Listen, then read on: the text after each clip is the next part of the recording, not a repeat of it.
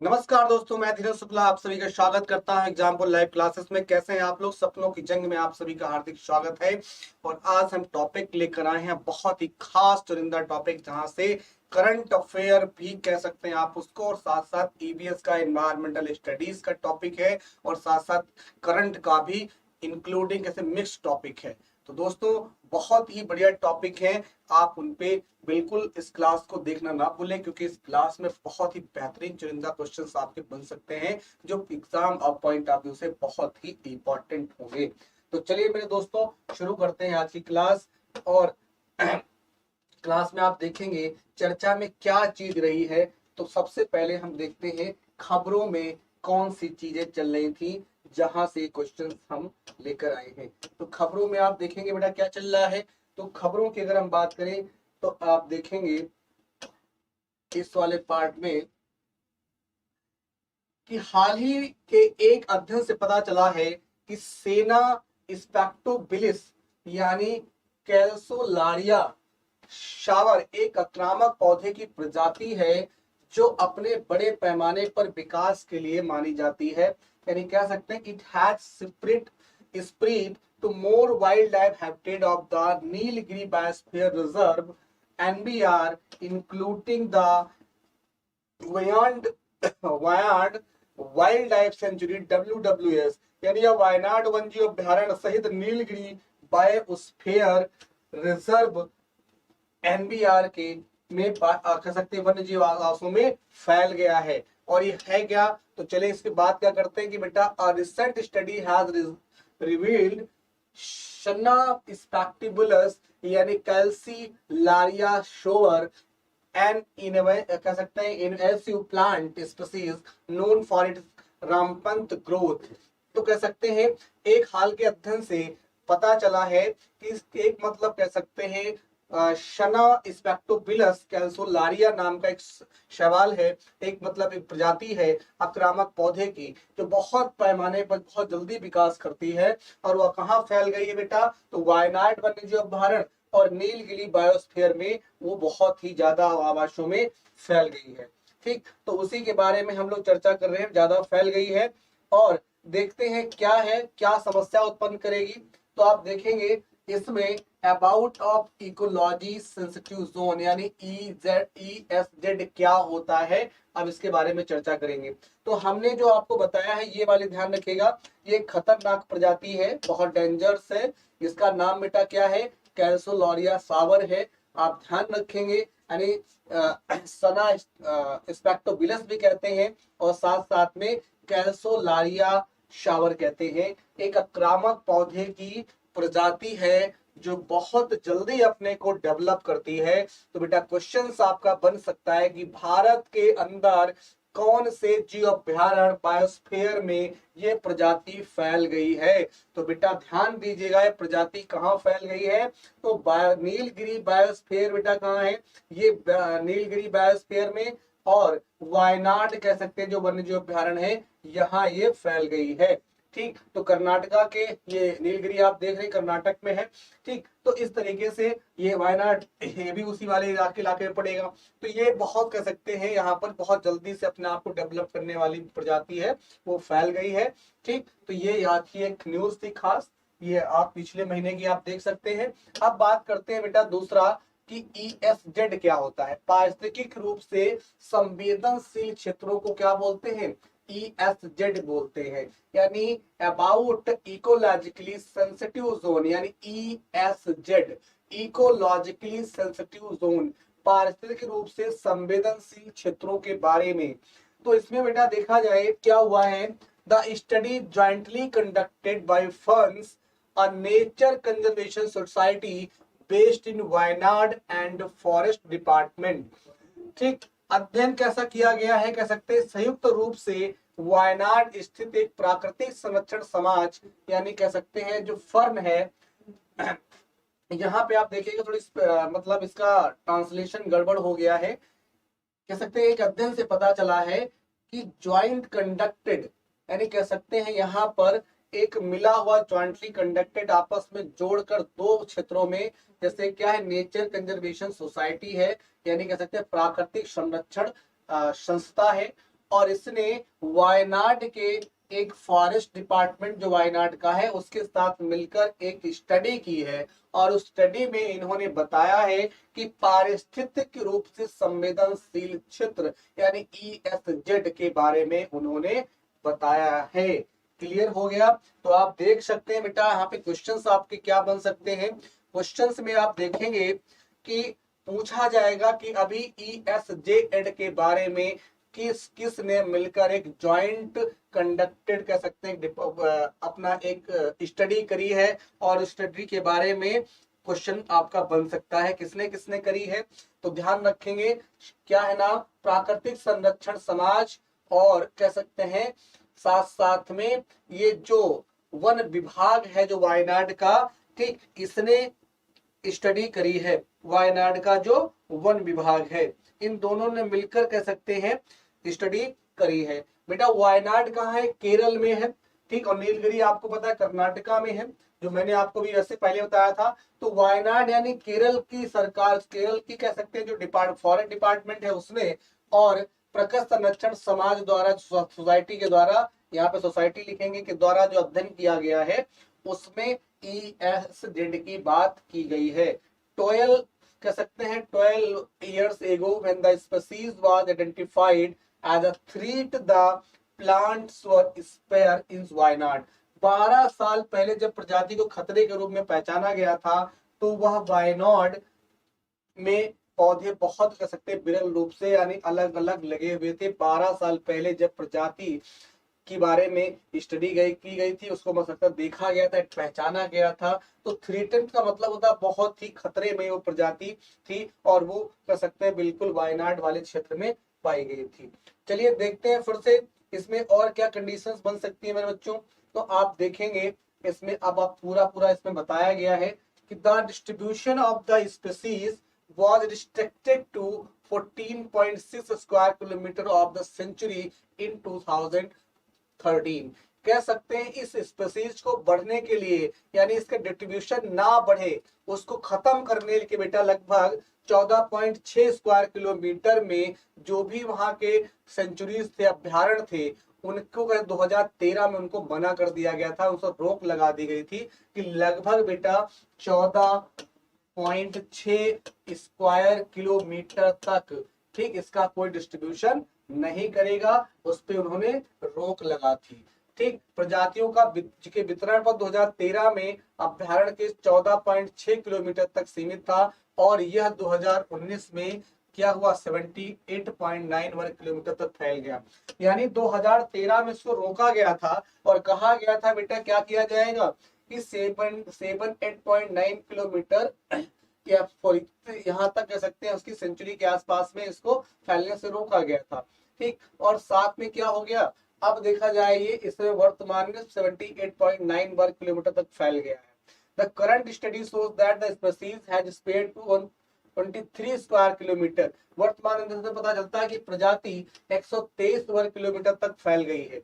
The species is spreading at almost the same rate in the nearby Bandipur, Nagarhole, Mudumalai and Sathyamangalam tiger reserve. प्रजाति लगभग समान दर से पास के बांदीपुर, नागरहोल और मुदुमलाई और सत्यमंगलम टाइगर रिजर्व में फैल रही है। देखो बेटा यहाँ पे गलती हुई है मुझसे, उसके लिए हम क्षमा चाहेंगे कि हमने क्या किया है कि अभी तक हमने ये वाला जो टॉपिक, ये वाला जो पढ़ाया बेटा, इसको इसमें नहीं शामिल करेंगे, अलग टॉपिक है ये। ठीक, अब आप देखिएगा ये वाली जो न्यूज हमने आपको बताई थी, ये जो सना स्पेक्टेबिलस है, कैल्सिलारिया सावर जो एक पौधा आक्रामक प्रजाति है, ये बड़े पैमाने पर विकास कर लेती है और जल्दी जल्दी फैल रही है। तो यहाँ हमने बताया था कि वायनाड जो केरल में वन्यजीव अभ्यारण्य है और नीलगिरी कर्नाटक वाला जो वन्यजीव अभ्यारण्य है, यहाँ के आसपास आवासों में फैल रही है। और जब फैल रही है तो उसी का बेटा डिस्ट्रीब्यूशन के बारे में यहाँ बताया गया है कि 2013 में क्या किया गया था कि 2013 में ये अभ्यारण्य के 14.6 किलोमीटर वर्ग तक ही सीमित थी, लेकिन बाद में क्या हुआ 2019 तक बेटा ये प्रजाति जो हमने आपको बताई है ये 78.9 किलोमीटर तक फैल गई अभ्यारण्य के आसपास में।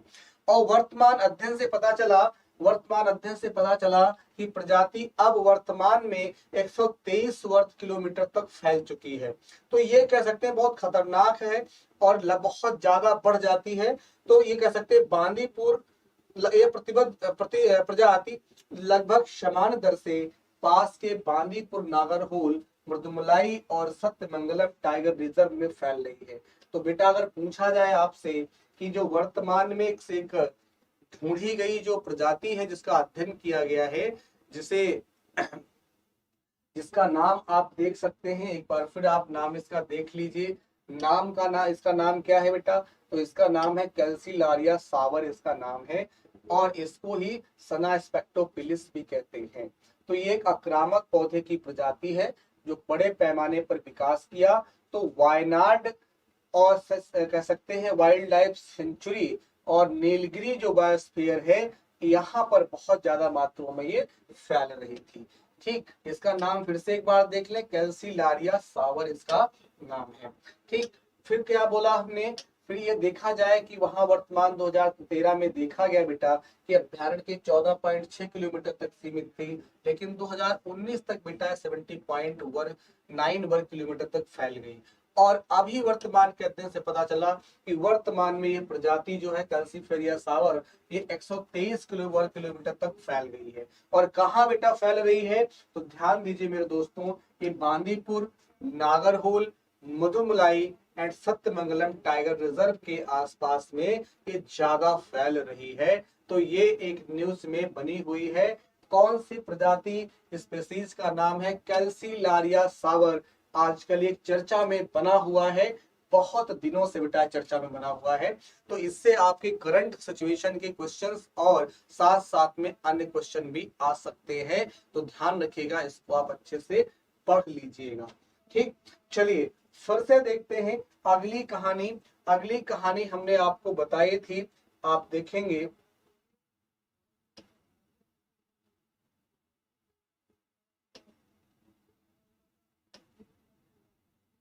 ठीक, अगली कहानी देखें, और चीजें हम आपको बताते हैं।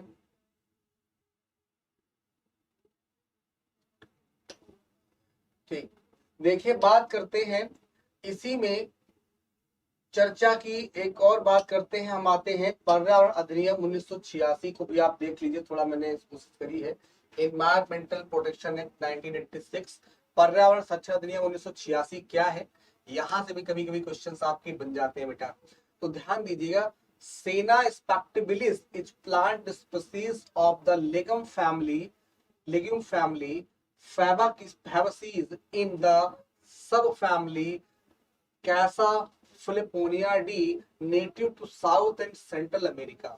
जो सेना स्पेक्टोबिलिस जो आप देख रहे हैं बेटा, जो हमने अभी आपको ये प्रजाति बताई है जो फैल रही है, ठीक उसी के बारे में चर्चा यहाँ पर की गई है। आप देखेंगे ये वाली प्रजाति जो हम अभी बात कर रहे थे बेटा, कैल्सोलारिया सावर, उसी को हमने तो बोला है कि इसी को सन्ना स्पेक्टोबिलिस भी कहा जाता है। ठीक है बेटा। तो दक्षिण और मध्य अमेरिका के मूल निवास वाली जो सब फैमिली कह सकते हैं कैसिलिपिनोडिया, जो ल्यूगियम परिवार की है, एक पौधे की प्रजाति है, वो लगातार फैल रही। थोड़े टफ बेटा वर्ड है, लेकिन ध्यान दीजिएगा, यहाँ से क्वेश्चन आपके बन सकते हैं। तो सेना स्पेक्टोबिलिस दक्षिण और मध्य अमेरिका के मूल निवास वाली जो सब फैमिली की एक कैसल पिनियो आइडिया नाम की जो लेग्यूम परिवार की फाबाकेस की नाम के पौधे की प्रजाति है, जो लगातार बेटा फैल रही है। They are often grown as an ornamental in front yard, parks, gardens, buildings etc due to their bright yellow flowers that bloom during the summer month। गर्मी के महीनों में खिलने वाले उनके चमकीले पीले फूलों के कारण वे अक्सर सामने पार्कों, बगीचों, इमारतों आदि में सजावटी के रूप में उगाए जाते हैं। यानी ये जो प्रजाति आप देख रहे हैं, इसके फूल बड़ा चमकीले होते हैं और गर्मी के महीनों में खिलते हैं। तो आहतों, पार्कों, बगीचों और इमारतों में इस सजावटी रूप में बेटा लगाया जाता है। ये पौधा सजावटी रूप में लगाया जाता है। ठीक है, जब सजावटी रूप में लगाया जाता है तो देखिए इसका कोई मतलब नहीं रहा, ये थोड़ा गलत टाइप हो गया, उसके लिए हम क्षमा प्रार्थी हैं। इसका कोई मतलब नहीं, अभी वही टॉपिक चल रहा है बेटा, ध्यान दीजिएगा। फिर देखते हैं, they are also known golden wonder tree, American cassava, peppercorn, tea, cassia axilla, golden sour tree, Archibald cassia, उन्हें golden wonder tree, American cassia, popcorn tree, cassia axilla, golden sour tree, Archibald cassia के रूप में भी जाना जाता है। It is categorised a least concern under IUCN red list. ये किसमें बेटा चली गई है? ये अब आईयूसीएन रेड लिस्ट में चिंता वाले, कम चिंता वाले कह सकते हैं रूप में इसको वर्गीकृत किया गया है, उसमें डाल दिया गया है इस प्रजाति को। तो क्लियर है, यहीं तक एक प्रजाति के बारे में आपको जानकारी चाहिए थी। अब आगे हम लोग चलते हैं, देखते हैं इसके बारे में कि ये मृदुमलाई टाइगर रिजर्व कहाँ है बेटा। तो आप देखेंगे it is located in the Nilgiri district of Tamil Nadu. तो मृदुमलाई टाइगर रिजर्व बेटा कहाँ है? तमिलनाडु के नीलगिरी जिले में स्थित है मृदुमलाई टाइगर रिजर्व। किस लिए फेमस है और इसमें चीजें देखते हैं। It is at the tree junction of 3 states, Karnataka, Kerala and Tamil Nadu. या 3 राज्यों कर्नाटक, केरल, तमिलनाडु के त्रिजंक्शन पर है बेटा। बहुत फेमस क्वेश्चन बनता है कि ऐसे जीव अभ्यारण्य या कह सकते हैं इसका नाम बताइए जो त्रिजंक्शन पे यानी 3 राज्यों के उस पे स्थित हो, ऐसा क्वेश्चन पूछा जा सकता है।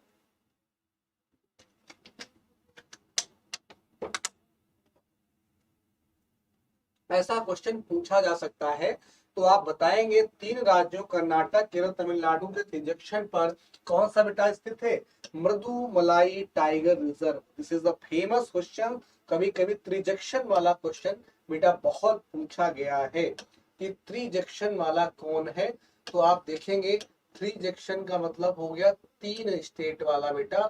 तो त्रिजंक्शन वाले में कौन आ जाएगा? मृदुमलाई टाइगर रिजर्व आ जाएगा बेटा। और ये 3 राज्य कौन कौन से हैं? पहला कर्नाटक, केरल, तमिलनाडु।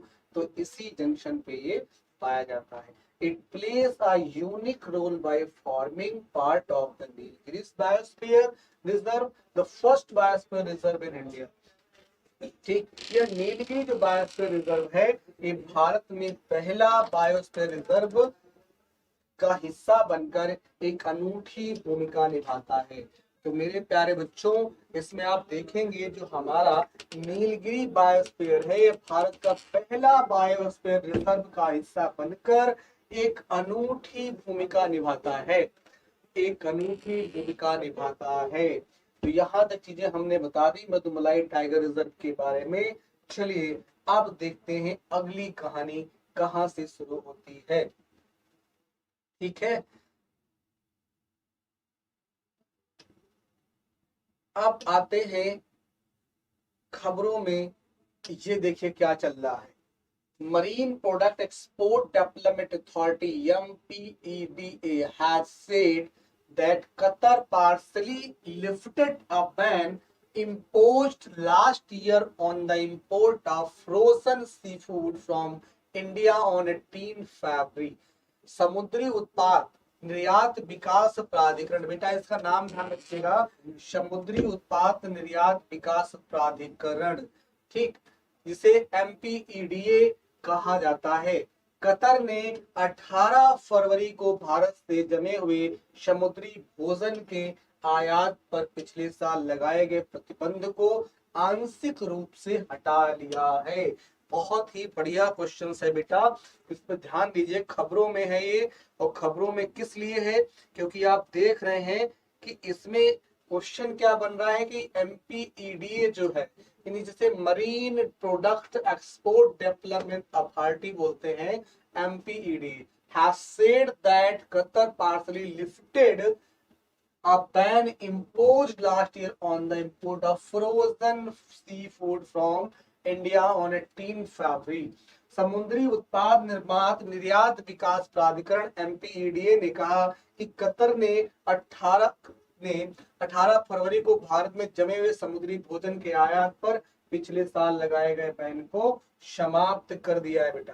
पिछले साल लगाए गए समाप्त कर दिया है। ठीक है, आगे देखते हैं क्या है ये। On overview of the news, खबरों की एक झलक। खबरों में क्यों था बेटा, ये भी आप देख लेते हैं यहाँ पे।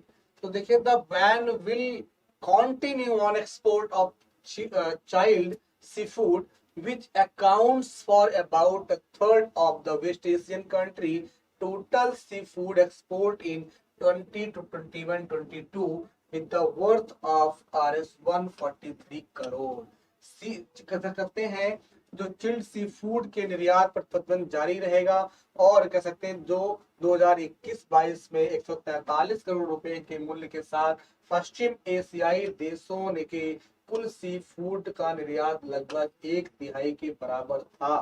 क्लियर, यानी 1/3 के बराबर था। क्लियर, चल फिर से एक बार समझ लीजिए खबरों में क्यों था। क्योंकि जो MPEDA है उसने इसको बैन जो लगा हुआ था सी फूड पे जो भारत में है, उसको उसने पिछले साल हटा दिया है, और अब तक 143 करोड़ की बिक्री हो चुकी है, मतलब इस पे 2021-22 में वो मिल चुका है। ठीक है, जितने भी एशियन कंट्री होते हैं, पश्चिमी एशियाई देश, वो इसको निर्यात करते हैं, क्योंकि यहाँ समुद्रों में इसकी अधिकता बहुत ज्यादा होती है, और वो बेटा इसको निर्यात करते रहते हैं। तो क्लियर हो गया होगा। चलिए आगे कहानी देखते हैं। ठीक, आगे कहानी देखिए, और इसके आगे ठीक क्या है कि frozen seafood is stored at a minimum -20 degree. Well chilled seafood is stored at 3-4 degree Celsius. यानी जो फ्रोजन सी फूड बेटा होता है उसको -20 डिग्री पर स्टोर किया जाता है, जबकि चिल्ड सी फूड को -3-4 डिग्री पर सेल्सियस पर स्टोर कर लिया जाता है। यानी बेटा जो सी फूड होता है, समुद्रों से जो प्राप्त भोजन जिसे बोलते हैं सी फूड, इसमें विटामिन की मात्रा बहुत ज्यादा होती है, और इसीलिए बेटा इसको यूज किया जाता है, क्योंकि इसमें जो विटामिन होते हैं उनकी मात्रा काफी होती है, और विटामिन के लिए सी फूड जो होते हैं बेटा खाए जाते हैं। ये सी फूड ऐसे होते हैं बेटा जिनसे बहुत ज्यादा एनर्जी और ऊर्जा प्रदान होती है हमारे शरीर को। इसीलिए ये हमारे भारत या आसपास जितने कह सकते हैं हमारे दक्षिण एशिया वाले देश हैं, तो यहाँ पे आसपास में काफी ये पश्चिम एशियाई देशों में समुद्री इलाकों में पाए जाते हैं सी फूड। तो ये कतर वगैरह, ये गल्फ कंट्रीज वगैरह हमेशा इनका एक्सपोर्ट किया जाता है, वहां जाते रहते हैं। ठीक, यहाँ से भेजे जाते हैं, तो इससे वहां के लोगों को सेहत अच्छी रहती, लोग खाना पसंद करते हैं। तो वही चीजें यहाँ पर क्या है, पहले बैन कर दी गई थी कतर के द्वारा, अब क्या कर दिया गया बेटा, अब उनको फिर से चालू कर दिया गया है। और जब चालू कर दिया जाएगा तो इसका मतलब यही होगा कि अब लगातार इस सी फूड वहां पर भेजे जाएंगे। क्लियर, अब देखते हैं मेरे दोस्तों, आगे चल बढ़ते हैं कि it in the current financial year India seafood export to the West Asian country stood at around 90 crore with prawns taking the number on spot।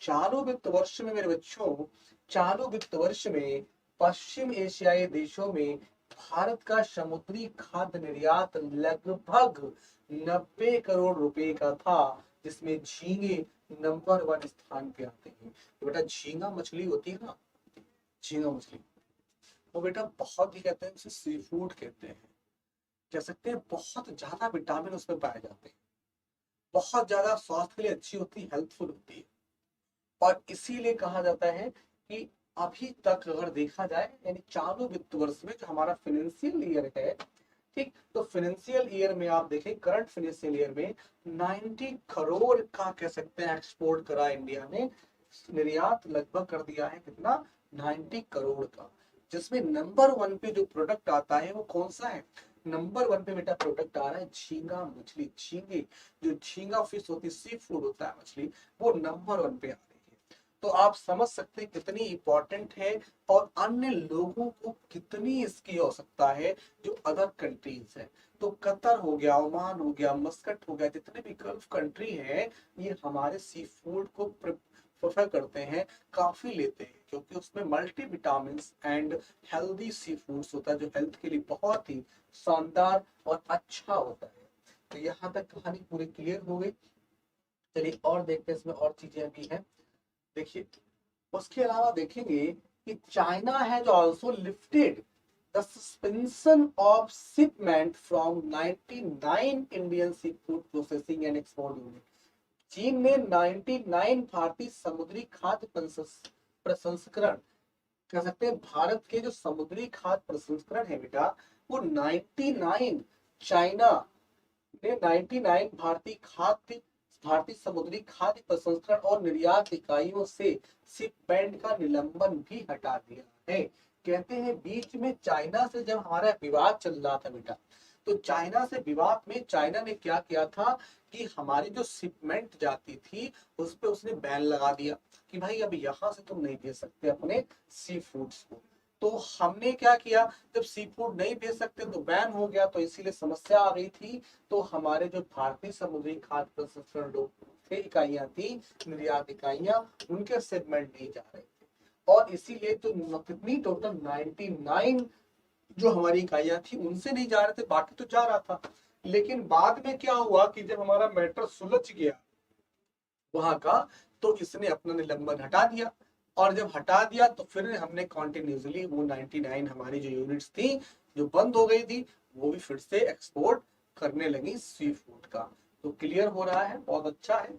आप देखिए now seafood export are expected to cross USD 8 billion in the current physical year. अब समुद्री खाद्य निर्यात चालू वित्त वर्ष में 8 बिलियन अमेरिकी डॉलर को पार करने की उम्मीद है।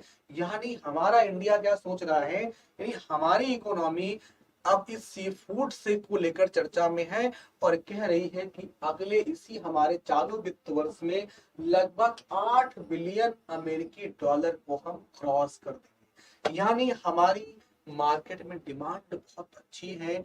जितने भी कह सकते हैं इधर के कंट्रीज हैं, कहाँ के बेटा, गल्फ कंट्रीज, यानी जितने भी ईरान हो गया, उसके अलावा आप उधर सऊदी अरबिया देखेंगे, कतर देखेंगे, ओमान देखेंगे, मस्कट देखेंगे, इसराइल देखेंगे, बहुत सारे कंट्री जो गल्फ कंट्री कहे जाते हैं, वहां इसके डिमांड बहुत ज्यादा है, क्योंकि वहां पर सी फूड अवेलेबल नहीं है, अवेलेबिलिटी ऑफ सी फूड वहां पर नहीं है। तो इसीलिए अपने ह्यूमन सिस्टम को और अपने कह सकते हैं स्वस्थ शरीर को स्वस्थ बनाने के लिए वो लोग प्रेफर करते हैं भारतीय सी फूड को। और इसीलिए हमने इस चालू वित्त वर्ष में बेटा लगभग 8 बिलियन अमेरिकी डॉलर पार करने की उम्मीद है कि हम पार कर जाएंगे। तो कितना अच्छा कह सकते हैं सिस्टम ये चालू हुआ है और चल रहा है। तो चलिए बेटा अगली खबर देखते हैं। अगली खबर क्या है, आप ये देखिए, अगली खबर आपके सामने ये रही, क्या है, why was the ban imposed, क्यों लगाया गया था बैन। ठीक, चलिए इस पे बैन क्यों लगाया गया था वो भी देख लेते हैं। तो the ban was imposed in November 2022। यह प्रतिबंध नवंबर 2022 में लगाया गया था बेटा। जो हम लोग बात कर रहे थे ना सी फूड की, इस पे प्रतिबंध कब लगाया गया, नवंबर 2022 में। ठीक, वाइब्रियो कैलोरिया, ठीक, calorie, the bacteria that causes cholera infection was reportedly detected in consignment exported from India to Qatar ahead of the FIFA World Cup. After this, these food products were banned. बहुत बढ़िया, आप देखेंगे कि बेटा हमने ये भी बताया कि जो सी फूड्स जा रहा था कतर की तरफ गल्फ कंट्रीज में, तो भाई कतर ने क्यों लगा दिया इस पे बैन, बाकी कंट्री ने कतर नहीं लगाया।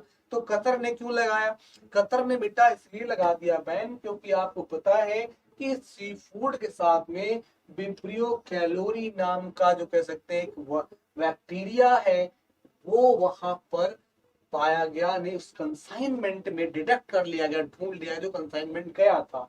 और इस विब्रियो कैलोरी बैक्टीरिया से बेटा क्या होता है, कॉलरा होता है, जिसे आप हिंदी में क्या बेटा बोलते हैं, हैजा। तो हैजा रोग जो हो जाता है वो इसी विब्रियो कैलोरी के माध्यम से हैजा रोग होता है। और इस हैजा को जब वहां इस बैक्टीरिया को डिटेक्ट कर लिया गया, तो कतर ने तुरंत क्या किया कि मेरे दोस्तों नवंबर 2022 में इस पे प्रतिबंध लगा दिया, तुरंत बोला इस पे प्रतिबंध लगा दिया जाए, बैन कर दिया जाए, तभी इसको बैन कर दिया गया था। लेकिन देन आफ्टर सम टाइम कह सकते Qatar was remove the ban कर दिया था, एंड कह सकते ऑल्सो स्टार्टेड द ट्रेड या export India from to Qatar start हो जाएगा। ठीक, फिर से अब हम तो इसको 8 बिलियन अमेरिकी डॉलर भी क्रॉस करने वाले हैं इस चालू वित्त वर्ष में। इसका मतलब अब सिस्टम को ऐसा नहीं रहा, हमारी गवर्नमेंट ने इसको सही कर लिया और तब से फिर से सही हो गया। चलिए अगला देखते हैं, अगली घटना में आते हैं।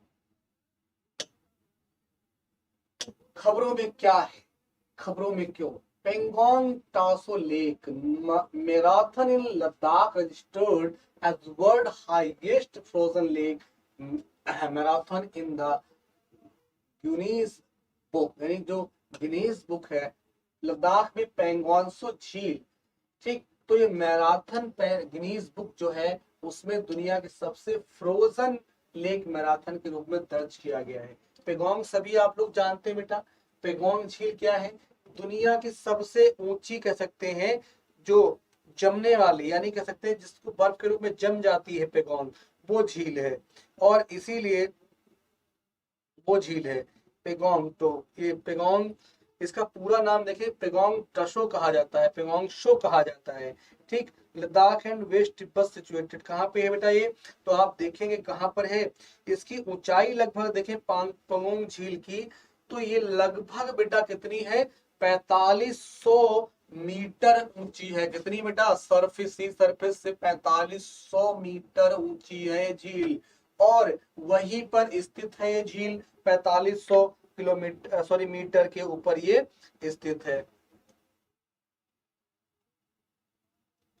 और 134 किलोमीटर बेटा ये लंबी, 134 किलोमीटर लंबी, और भारत के लद्दाख से तिब्बत तक पहुंचती है।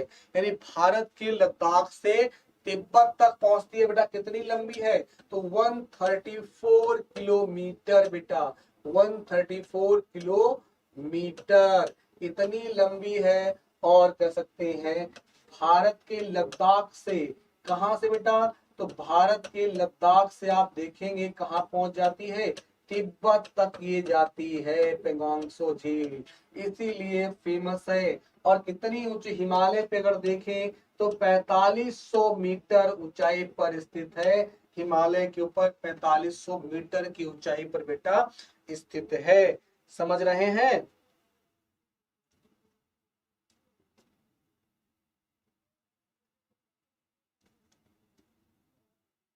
और कह सकते हैं या कब बेटा जम जाती है, शीतकाल में जो झील होती है ये बिल्कुल फ्रीज हो जाती है, फ्रोजन झील है जो बहुत हाईएस्ट सिचुएशन पर स्थित, सिचुएशन कहां पर स्थित है। ठीक, तो इसीलिए बहुत फेमस झील है, यहाँ से कई सारे क्वेश्चंस आपके एग्जाम में करंट में बन सकते हैं।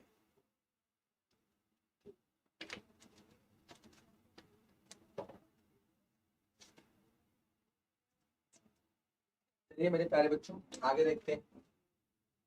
तो आपने पढ़ लिया, अब आते हैं इस पे, देखें खबरों की झलक, on overview of the tips, खबरों की झलक। In Ladakh, the country first ever frozen lake marathon on Pekong Pangsu has been officially registered in the Guinness Book of World Record as the world highest frozen lake in marathon। Ladakh में पेंगोंगसो झील देश की पहली frozen lake है, पहली झील है कह सकते हैं। ये आधिकारिक तौर पर देखा जाए तो Guinness of book world records में दुनिया की सबसे ऊंची कह सकते जमने वाली झीलों में ये शामिल है, और इसको बेटा दर्ज किया गया है।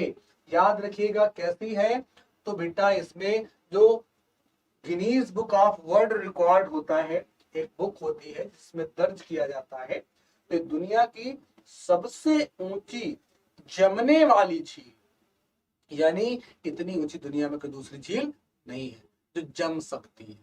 ठीक, और कब जमती, शीतकाल में बिल्कुल फ्रीज हो जाती है, बिल्कुल जम जाती है इतनी ऊंचाई पर। यानी हमने बताया कितनी ऊंचाई बेटा, 4500 मीटर हिमालय, की ऊंचाई पर ये झील स्थित है। कितनी लंबाई है? तो 134 किलोमीटर लंबी झील है। ठीक, 134 किलोमीटर, चौड़ाई लगभग 8 किलोमीटर के आस बराबर है, यानी काफी बड़ी झील है। और ये शीतकाल में पूर्णतः जम जाती है पैंगसो झील, इसीलिए इसे world record of Guinness book में इसे क्या किया गया है, Guinness book of world records में इसको दर्ज किया गया है। दुनिया की सबसे ऊंची झीलों में इसको दर्ज किया गया है। ठीक, आगे देखते हैं बेटा। It was held at the world famous Pangong lake at an altitude of 4305। इसी जगह आप लिख ले 4500 मेरे बच्चों, 4500 मीटर एवं मीन सी लेवल, यानी समुद्र लेवल से, यानी समुद्र तल से। अब अगर आप समुद्र तल नहीं देखते हैं, जानते हैं, तो बेटा समुद्र तल कहाँ से मापा जाता है? चेन्नई से। हमारा जो चेन्नई है, चेन्नई कहाँ है आप लोग सभी जानते हैं। तो चेन्नई से बेटा क्या होता है, सी लेवल यानी समुद्र का स्तर नापते हैं। जैसे आप कभी ट्रेन पे अगर यात्रा करते हैं तो देखते रहते हैं हर जगह स्टेशन पे लिखा रहता है समुद्र तल से ऊंचाई इतनी, समुद्र तल से ऊंचाई इतनी, यानी वो सी लेवल वही होता है बेटा। और सी लेवल कहाँ से मेजरमेंट करते हैं? सी लेवल बेटा मेजरमेंट करते हैं चेन्नई से। तो चेन्नई से ही हम उसको नापते हैं, और उसी हिसाब से जो झील है मेरे प्यारे बच्चों, पेगोंगसो झील, ये 4500 मीटर ऊंचाई पर, समुद्र तल से 4500 मीटर ऊंचाई पर स्थित है मेरे प्यारे बच्चों। तो क्लियर हो गया होगा कितनी? 4500, यहाँ 43 4350 लिखा, हटा के इसको आप कर दीजिए बेटा 4500 मीटर। ठीक, समुद्र तल से 4500 मीटर की ऊंचाई पर विश्व प्रसिद्ध पैगोंग झील स्थित है, आयोजित नहीं बेटा, स्थित है। तो बहुत बढ़िया क्वेश्चन यहाँ से बनने वाले हैं मेरे प्यारे बच्चों। अब चलिए देखते हैं अगला इसी में क्या बताना चाहते हैं, अगली चीजें भी हम आपको बता रहे हैं। चलिए और कुछ चीजें इसके बारे में देख लीजिए बेटा, जो आपके लिए इंपॉर्टेंट हो सकती है। देखिए, our lake correspondent the frozen lake marathon is first of its kind held in the country of frozen Pekong Lake। हमारे लेह कह सकते हैं, लेह में जो फ्रोजन लेक है, मैराथन कह सकते हैं लेक, जो जमने वाली है, अपनी तरह की पहली फ्रोजन पेगोंग झील है, यानी अपनी तरह की पहली पेगोंग झील है, जो कह सकते हैं हमारे लेह लद्दाख वाले एरिया में पाई जाती है और वहां पर जमने की स्थिति होती है। It is also considers as the thoughts due to high altitude and freezing temperature. अधिक ऊंचाई और हिमांक तापमान के कारण इसे सबसे कठिन माना जाता है। क्या है बेटा? ये अधिक ऊंचाई और हिमांक तापमान के कारण इसे सबसे कठिन माना जाता है, बहुत ही कठिन माना जाता है इसको। चलिए फिर से देखते हैं, और भी कुछ चीजें मैं आपको बता दूं। The theme of the marathon is the last run and is organized with aim to promote winter as well as border tourism in Ladakh while creating awareness of climate change। Marathon का विषय है the last run है बेटा, जो marathon हुआ है, ठीक, उस मैराथन का विजन क्या है? The last run. और जलवायु परिवर्तन के बारे में जागरूकता पैदा करते हुए लद्दाख में सदियों के साथ सीमा पर्यटन को बढ़ावा देने के उद्देश्य से एक कार्यक्रम भी बेटा पेओंग झील पर, पोंगसो तो झील पर आयोजित किया गया था, जिसे मैराथन बोलते हैं। जो हम बार बार मैराथन बेटा बोल रहे थे, तो कंफ्यूज नहीं होने का, मैराथन एक दौड़ होती है जो आयोजित की गई कहाँ? पेंगोंग झील पर, लेह और लद्दाख में, वही यहाँ पर बताया गया। क्योंकि यहाँ पे साथ साथ सीमा पर्यटन को बढ़ावा देना ही हम लोगों का मेन मकसद था, कि सीमा पर्यटन को क्या किया जाए? बढ़ावा दिया जाए। और सीमा पर्यटन को जब बढ़ावा दिया जाएगा तो रेवेन्यू जनरेट होंगे, एंड साथ साथ हमारे इंटरनेशनल रिलेशन कह सकते हैं, अंतरराष्ट्रीय संगठन संबंध भी क्या हो जाएंगे? बहुत ज्यादा बेटा मजबूत होंगे। तो इसीलिए ऐसा कार्यक्रम वहां पर आयोजित किया गया था। अपनी समझ में ये कह सकते हैं, अपने देखने में ये कैसा था, कह सकते हैं ये पहला कार्यक्रम था। आप देखिए बेटा क्या है अबाउट पेंगोंगसो लेक, पेंगोंगसो झील के बारे में और कुछ देख लीजिए। It is long narrow deep landlock lake situated at an altitude of 14,000 feet in the Himalaya. तो यहाँ पर 40,000 feet in Himalaya, sorry metre कर लीजिए, तो मीटर कोई दिक्कत नहीं, फीट में 14,000 ही होगा। ठीक, तो 45,100 metre in the Himalaya. Himalaya में 14,000 फीट से अधिक ऊंचाई पर स्थित एक लंबी सकरी गहरी और स्थल रुद्ध झील है। ये भी बेटा क्वेश्चन पूछा जाता है कि भारत की सबसे ऊंचाई पर स्थित स्थलबद्ध झील कौन सी है। बहुत इंपॉर्टेंट क्वेश्चन, स्टेटमेंट भी आ सकता है और ऐसे भी आ सकता है, पूछा जा सकता है कि भाई भारत की ऐसी स्थल रुद्ध झील बताओ जो सबसे ऊंचाई पर स्थित है। अगर मीटर में देखें मेरे दोस्तों तो 4500 मीटर, और अगर देखें फीट में तो 14,000 फीट की ऊंचाई पर स्थित झील कौन सी, कौन सी झील है बेटा, पेगोंगसो झील है, जो लद्दाख में और लेह के आसपास स्थित है और तिब्बत तक जुड़ी हुई है। पूरी कहानी हमने आपको बताई है। चलिए आगे देखते हैं। The western end is located 54 kilometre to south east of Leh, यानी जो कह सकते हैं पश्चिमी छोर ले के दक्षिण पूर्व में 54 किलोमीटर दूर तक स्थित है। यानी पश्चिमी छोर ले के दक्षिण पूर्व में 54 किलोमीटर दूर स्थित है। तो यहाँ से आप देखेंगे कि बेटा जो लेह का जो दक्षिण पश्चिमी छोर जो झील का है, तो लेह के दक्षिण पूर्व में लगभग 54 किलोमीटर दूर स्थित है। खारे पानी की यह झील सर्दियों में जम जाती है। This salt water lake फ्रीजेज in winter. तो मैंने जैसे बेटा बताया था कि ये ठंडियों में, यानी ठंडियों में ये झील जम जाती है क्योंकि खारे पानी की झील है मेरे दोस्तों। क्लियर? तो कहानी बिल्कुल समझ में आ रही होगी, मैंने काफी डिटेल में चर्चा करने की कोशिश की थी।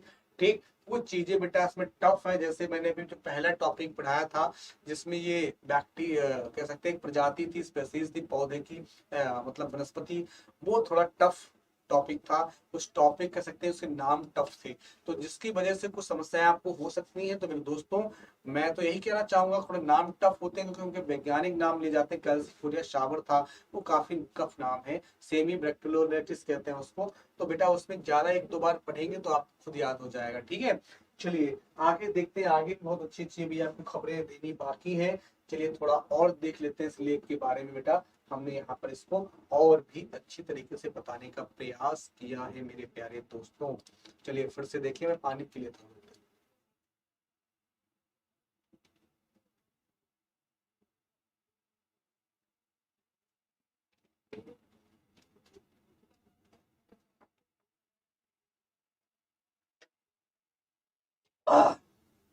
सॉरी, देखिए क्या the Karakoram mountain range which crosses Tajikistan, Afghanistan, Pakistan, and China and India with heights of over 6,000 meters, including K2, the world's second highest peak, and at the north bank of Pangong Tso. Karakoram पर्वत श्रृंखला जो है बेटा, जो दुनिया की दूसरी सबसे ऊंची चोटी केटू, जिसे आप गार्डविन ऑस्टिन भी कहते हैं बेटा। केटू का दूसरा नाम क्या है मेरे बच्चों?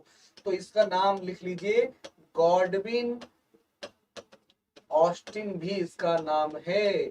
गॉडविन ऑस्टिन भी बेटा इसका नाम है केटू का। तो ये 6,000 मीटर से अधिक की ऊंचाई के साथ तजाकिस्तान, अफगानिस्तान, पाकिस्तान, चीन और भारत को पार करती है, पेगोंगसो के उत्तरी तट पर समाप्त होती है। यानी पूरा कह सकते हैं सिस्टम क्या, उसके नॉर्थ यानी पेगांको का झील का जो उत्तरी हिस्सा है वहां ये समाप्त होता है। फिर से एक बार समझो, बहुत बढ़िया लाइन है, कई सारी चीजें इसमें क्लियर हो जाएंगी बच्चों कि दक्कार यानी काराकोरम जो पर्वत श्रृंखला है, ठीक, काराकोरम पर्वत श्रृंखला दुनिया की सबसे दूसरी ऊंची चोटी यानी जिसमें K2 है, K2 मतलब गार्डविन ऑस्टविन, बहुत ऊंची चोटी, वो 6000 मीटर से अधिक ऊंचाई के साथ तजाकिस्तान, अफगानिस्तान, पाकिस्तान, चीन और भारत को पार करती हुई पेंगोंग झील बेटा तिब्बत की तरफ बढ़ती है।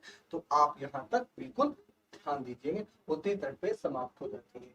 चलिए आगे देखते हैं, और भी कुछ खबरों में है भी आपके लिए।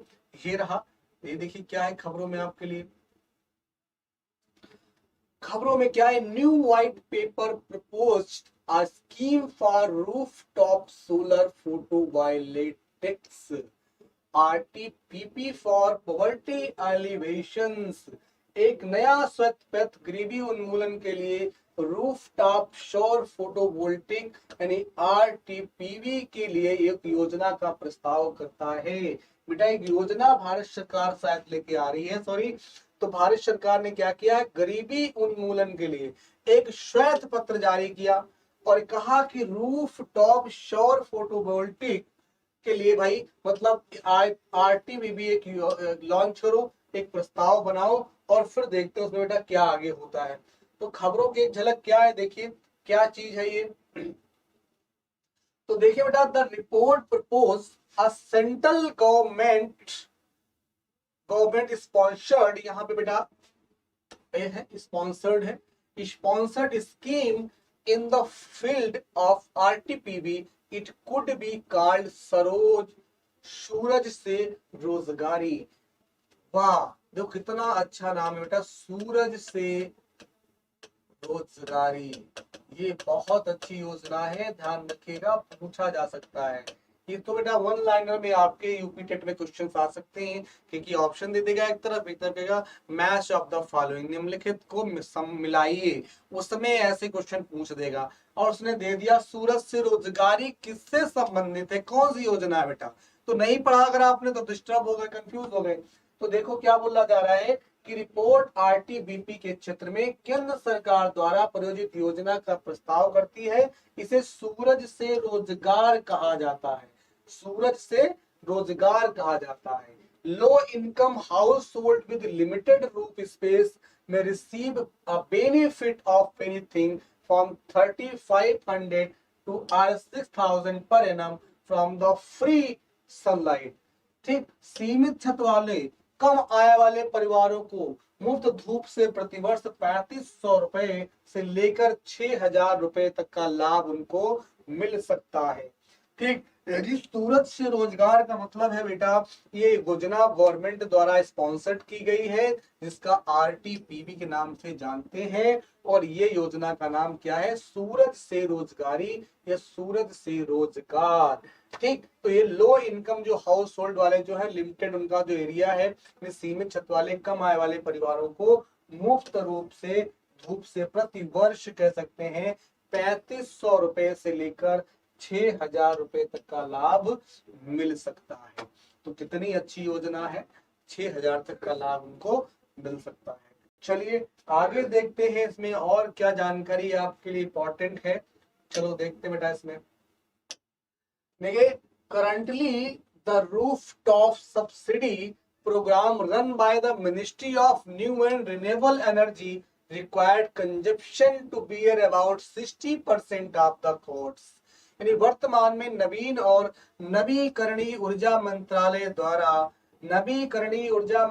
द्वारा चलाए जा रहे रूफ टॉप सब्सिडी कार्यक्रमों के लिए उपभोक्ताओं को लागत का लगभग 60% वहन करने की आवश्यकता होती है। यानी कह सकते हैं उपभोक्ताओं को लागत का 60% यानी 40% सब्सिडी प्रोवाइड कर रही है गवर्नमेंट इस योजना में। 40% कुछ नहीं बचा, बहुत ज्यादा कह सकते हैं दे रही है, 40%। Clear, currently the rooftop subsidy programmes run by ministry of new and renewable energy require consumer to bear about 60% of the cost. Total cost का कह सकते हैं 60% सॉरी देने की बात की जा रही है उपभोक्ताओं को, यानी 40% क्षमा चाहेंगे 40% लगाना है सिर्फ उपभोक्ताओं को, और वो 60% गवर्नमेंट प्रोवाइड करेगी टोटल कॉस्ट का। तो कितनी अच्छी योजना है सूरज से रोजगार, तो इसको बिल्कुल ही इस योजना का लाभ लेना चाहिए। अब देखते हैं बेटा इस योजना में क्या क्या प्रस्तावित योजना है, उसको भी हम एक बार देख लेते हैं। तो प्रस्तावित योजना अबाउट प्रपोज स्कीम फॉर आरपीटीपी क्या है? Under the propose scheme IREDA will purchase RTPB modules in bulk and transfer them to states at a cheaper cost। प्रस्तावित योजना के तहत इरेडा नहीं IRED कह सकते हैं, ये थोक रूप से बहुत सारे आरटीपीबी मॉड्यूल खरीदेगा और उन्हें सस्ती कीमत पर राज्यों को हस्तांतरित करेगा। इस योजना के अंतर आप कह सकते हैं कि आरटीपीबी मॉड्यूल कौन खरीदेगा? इरेडा यानी IREDA खरीदेगा इसको, और IREDA इसको खरीदने के बाद बेटा क्या करेगा कि कीमत सस्ती कीमतों पर राज्यों को हस्तांतरित कर देगा। Low income household do not have to pay for any share of the cost of RTPV installation and maintenance. कम आय वाले परिवारों को आरटीपीबी की स्थापना और रखरखाव की लागत के लिए किसी भी हिस्से के लिए भुगतान नहीं करना पड़ता है, कोई भुगतान इनको करना नहीं पड़ेगा। तो बहुत ही जबरदस्त क्वेश्चन यहाँ से बन सकते हैं। वन लाइनर स्टेटमेंट में क्वेश्चन आ सकते हैं, मैच ऑफ द फॉलोइंग में क्वेश्चन आ सकते हैं। चलिए अगला देखते हैं, अंतरराष्ट्रीय संगठन क्या है? International solar alliance. बहुत ही व्यापक और अच्छा क्वेश्चन, अच्छे क्वेश्चन यहाँ से बन सकते हैं। चलिए देखते हैं, पढ़ो जल्दी से, जब तक मैं थोड़ा पानी पीता हूँ, प्यास भी लग रही है।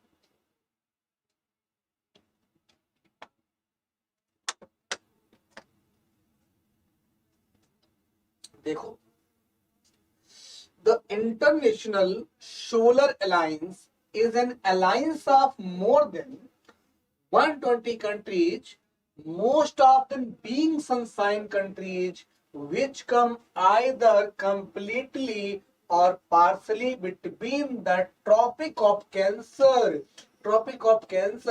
and the Tropic of Capricorn। अंतरराष्ट्रीय सौर संगठन 120 से अधिक देशों का एक गठबंधन है बेटा। कितने देशों का? 120 से अधिक देशों का गठबंधन है। 120 से अधिक देशों का गठबंधन है, जिनमें से अधिकांश धूप वाले देश हैं, जो पूरी तरह से आंशिक रूप से कर्क रेखा और मकर रेखा के बीच बेटा स्थित हैं। Clear? This initiative was proposed by our Prime Minister of India first during his speech at Wembley Stadium in London. Wembley stadium London में हमारे प्रधानमंत्री ने सबसे पहले इसके बारे में भाषण दिया था, और वहीं से ये चीज स्टार्ट हुई थी। चलिए फिर देखते हैं, this is a treaty based intergovernmental organisation. यह एक संधि आधारित अंतर सरकारी संगठन है। और कैसा संगठन है?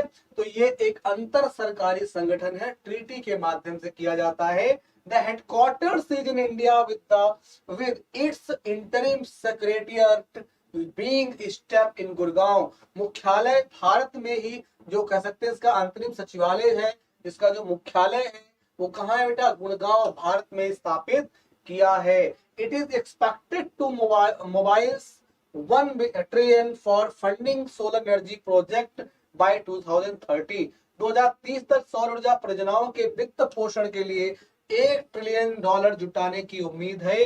तो इसीलिए संगठन बनाया गया है। तो बहुत सारी सूचना आपको हमने आज दी, और इसी के साथ अपनी क्लास को आज हम यहीं पे समाप्त करते हैं। अगली क्लास में फिर मिलेंगे। जय हिंद, जय भारत, जय एग्जाम।